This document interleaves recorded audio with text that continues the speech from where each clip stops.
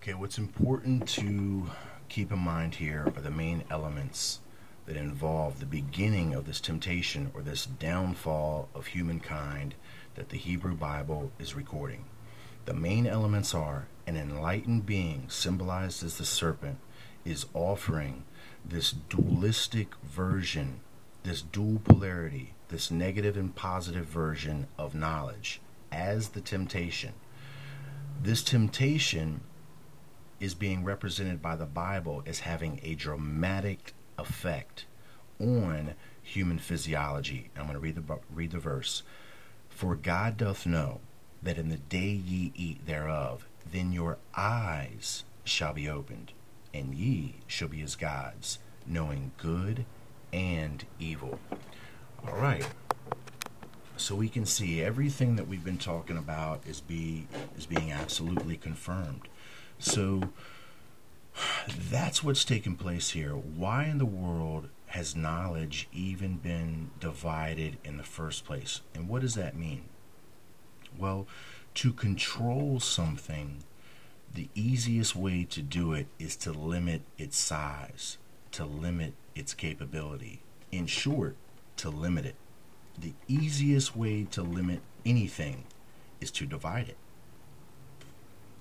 Now, there are many analogies that we could use to illustrate what we're talking about here, but I think that you understand that the easiest way to control and conquer anyone, and that was the sole purpose of the serpent figure in the Genesis narrative, was to create the condition for control, of which so many of us know now as the Matrix, the illusion, even what we have coming with this new age or this new world order, which is going to be the finalization or the capstone of that undertaking, if you will. They believe that they're going to absolutely complete it and have total and full control over both the physical and the spiritual world. And that's where we're going to get back to this 44 understanding. So the key elements to understand are the serpent, enlightened being, offers this dualistic version of knowledge, and then it has everything to do with an effect on human physiology. So now we know that, we can begin to understand a little further. And I know that some of you have seen this before. We're just going to go over it real quick. Anybody that has not seen this video entitled Why the Illuminati Use the Left Eye, I have it on a playlist. Check it out. But this is how we're going to get our breakdown of this knowledge being dualistic, that we can have one form of knowledge as being termed good, and that we can equate that as spiritual.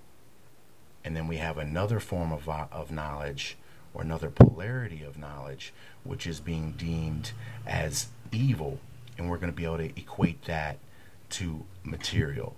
So we have the knowledge now is going to be equated from good and evil to now material and spiritual. And all of this is going to relate back to the human physiology and the eyes of which the Bible is talking about in this Eden narrative.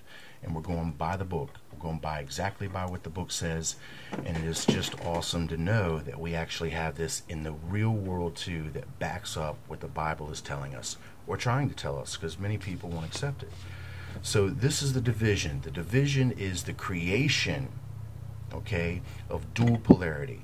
And to get this dual polarity of knowledge to be accepted. Now, where's the seat of knowledge? The seat of knowledge, or at least the seat of understanding of knowledge, is in the human brain. It's in the mind. That's the tool that we've been given to gather and disseminate, discern, understand knowledge. So it makes perfect sense to see why the Bible is talking about this in a physiological way as the result of this acceptance, of this temptation, of this polarity, of the dual version of knowledge.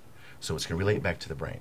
So check the video out and you're going to understand how this equates. We find out that all of this is going to relate to the right brain deals with emotions, feelings, creativity, intuition. Left brain is linear, divergent, focuses on one thing at a time, facts. I'll be back.